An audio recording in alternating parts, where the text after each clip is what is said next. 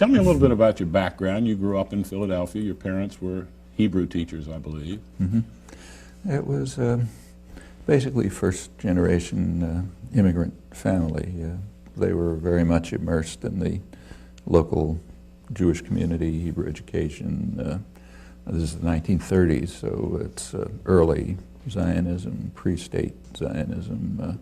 That was the milieu. My own life was, soon became my own life, but that was the background that I came out of. And you went to camp, as I recall? Later on, when I was a young teenager, 11, 12, we went to Hebrew-speaking camps, and then I, first as a camper, then later as a counselor, helped.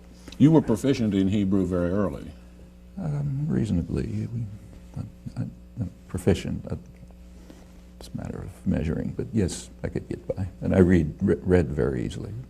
Had read a lot of, I grew up immersed in Hebrew literature and the Bible and so on. In Hebrew, that is. Yeah. You got part of, I guess, your political education on a street corner in New York. In a sense, yeah. I had an uncle who, this is again the 1930s and early 40s, so the whole family was mostly unemployed seamstresses, working people and so on. But there were few who had jobs, and one uncle had a severe disability, and he was able to get a newsstand under one of the New Deal type programs that were around in those days. So the newsstand was the place which supported half the family. But he was also he himself had never gone through school, but he was very well educated, more so than almost anybody I've met. And the newsstand became a center for a lot of emigre intellectuals from Europe who would hang around there in the evenings and have fascinating discussions. And it was a lot of fun to just be serving newspapers and listening. So you would, jump on the train from Philadelphia? As soon as I was old enough to take the train by myself at 12 or so, I'd head off to New York as soon as I had a chance, stay with my relatives, who were a very lively bunch, Jewish working class, left, all involved in intellectual culture, so a mixture of strange Marxist groups and the Budapest String Quartet and so on and so forth. And although very few of them had had anything in the way of formal education, except very elementary, but didn't matter. And then I'd spend my time wandering up and down something that's long since disappeared, but Fourth Avenue below Union Square used to be full of little second-hand bookstores. Again, a lot of European exiles would have their own particular slant, Spanish anarchism or some other thing. And that was fascinating too. They're very eager to talk to some young person coming in. It wasn't that usual, so got special treatment. And picked up a lot of literature too. In fact, when I started writing about these things years later, I used a lot of primary documentation that I'd picked up around that time, which wasn't available elsewhere. What kind of stuff do they talk about at the newsstand? There was a lot of, many of the emigres happened to be psychiatrists, like German Jewish psychiatrists. So there was a lot of Freud, Steckel, that sort of thing, and then every variety of left-wing politics you can think of. These were very lively days, and political discussion was common and just part of everybody's life. And how did you discover linguistics as your field? Through politics, actually. This is back in Philadelphia. I met Zelig Harris. I was about, I guess, 16 or 17 and pretty bored with college. I was thinking of dropping out. But I happened to meet him through political contacts. He himself was a very influential figure among young intellectuals, mostly Jewish, but not completely, much more so than is known, because he didn't write much.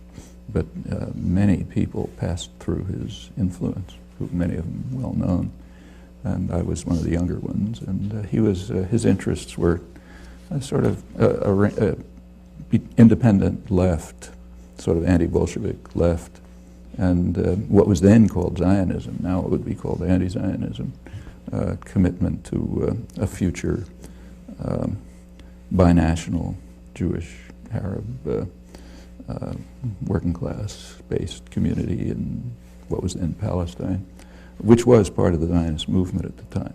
Now it would be considered different, and I was already interested in that, so meeting him was exciting and became an influence. I later discovered he was professor of linguistics at Penn, and in fact, one of the leading figures in the world. And got drawn into his courses and back into college, in fact.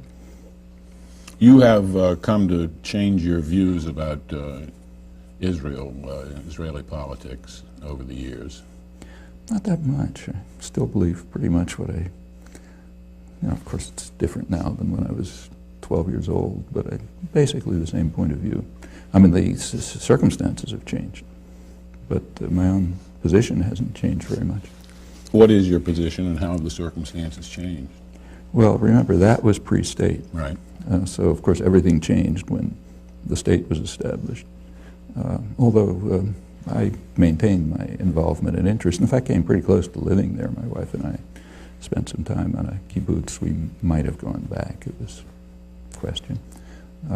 But I was opposed to the establishment of a Jewish state, which, again, was part of the Zionist movement at the time. Not a huge part, but there was an element of it that thought a Jewish state is a bad mistake. I thought so then. I still think so. A Jewish state as opposed to a democratic state. The two are inconsistent. I mean, people can try whatever manipulation they like, but if the United States were a Christian state in anything but symbolism, it wouldn't be a democratic state.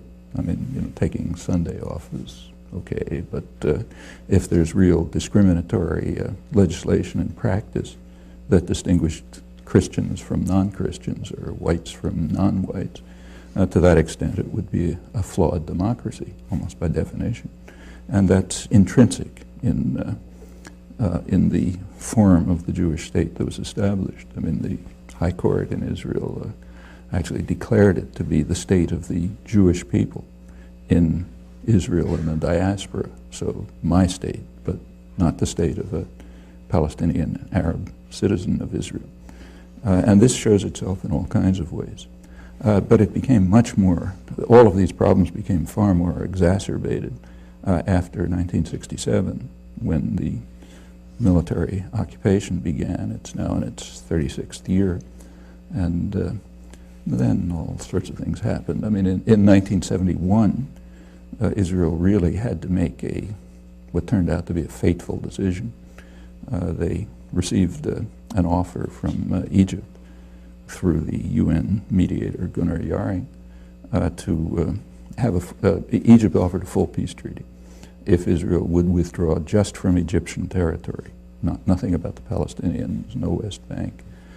It was discussed internally in Israel in the now we know it from released cabinet records, but then in the Hebrew press. They knew that it was a possibility of peace and integration into the region.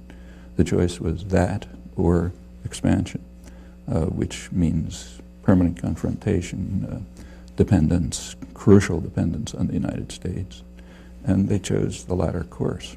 And a lot of things have followed from that, which are, in my view, very harmful to the society and extremely dangerous, and leading to a constant threat of very serious war, plus 35 years of persecution of an oppressed population. That has changed things enormously. Do you see any end to that? Yeah, a very simple end. In fact, everyone in the world knows what it is and has known for years. The end is a diplomatic set. I mean, it gets more remote the longer you delay it, but the end has been, since the 1970s, a political settlement on the internationally recognized border, the pre-war border, pre-June '67, with mutual and minor territorial adjustments and other arrangements about other matters.